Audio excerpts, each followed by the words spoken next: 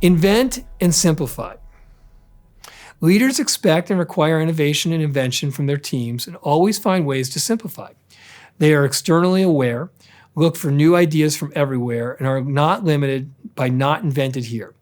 As we do new things, we accept that we may be misunderstood for long periods of time. For a lot of companies who actually make it as a company, they get through the startup stage and make it as a company, they make it on the strength of a great innovative idea.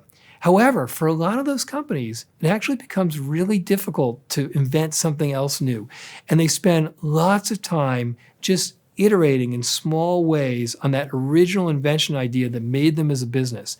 And it's actually difficult to sustain being successful in how dynamic a world we live in and how fast technology changes if you're not constantly inventing and reinventing. And I think over the 29 years that we've started Amazon thus far, we have been very vigilant and very strong at continuing to invent and simplify across our business. And in some cases, it's been whole cloth invention. Pioneering AWS and cloud computing is a good example of that, or pioneering a digital book reader, or a device that does natural language understanding and automatic speech recognition, like what we did with devices for Alexa is another example.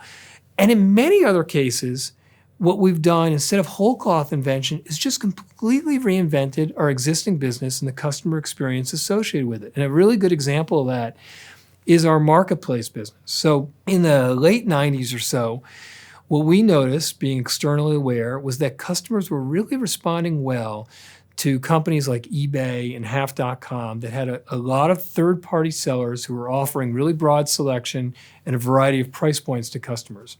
And we debated very animatedly inside the company whether we should have a marketplace offering. And the reasons that people were resistant to doing so at the time were in part because we had all these relationships that we had set up with distributors and publishers, and we didn't know whether they would be so keen on us allowing third-party sellers in the marketplace or on our website.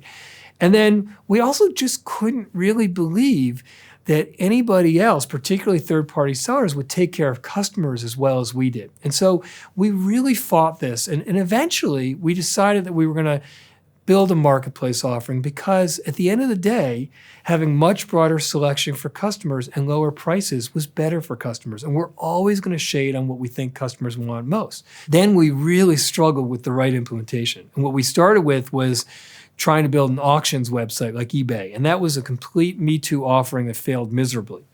And then we said, okay, we'll take all our third-party seller selection and we'll put it in a separate area of our website that we call Z Shops. And that's where all the third-party selection will be. But of course, that turned out to be a cul-de-sac and a place where nobody wanted to go to. And it wasn't until we came up with a simplifying assumption that we will have all our third-party selection on the same detail pages as our first-party retail selection, where all the traffic was, which, by the way, in retrospect, seems blindingly obvious. But at the time was a real aha for us. Until we made that simplifying assumption, we did not have a marketplace business. And once we did, we actually found the marketplace offering really took off. And that turned out to be a really good decision for customers because they got much broader selection and even lower prices. And for our business, because about 65% of the units we sell today are marketplace items. So we have to constantly be pushing ourselves to invent and reinvent what's possible for customers.